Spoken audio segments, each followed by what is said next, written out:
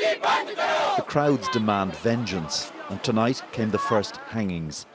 A state under pressure with its first executions in 6 years. And anger is also turning towards those accused of being ideological backers of extremist violence. This protest is taking place outside a mosque in Islamabad, notorious as a centre for radical Islam, once besieged by the army. This is middle-class Islamabad, people who rarely come onto the streets. It's not in majority, it's not, they're just louder. So we're just silent majority and we are getting loud now. Out of earshot of the protest, on the other side of the wall, the children being schooled in fundamentalism. In the corridor, the bodyguards of the Imam. These are nervous times for a man who's praised Al-Qaeda and Islamic State. In the mosque's Osama bin Laden library, he told me he condemned the massacre.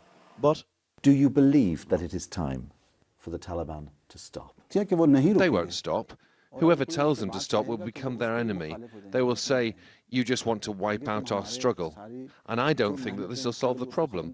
If Taliban stops, something new will rise up, and they'll do the same thing. There are a lot of people on the street outside who think that you're a terrorist. You're a man who supports murderers. In Pakistan, everyone says that everyone is a terrorist. The army and the Taliban say to each other that you're a terrorist. But the reality is that we have to sort the problem. The solution to our problem is Sharia law. These newly released pictures of the dead school children convey the scale of loss. But despite all this, getting a unified response to the tragedy will be difficult.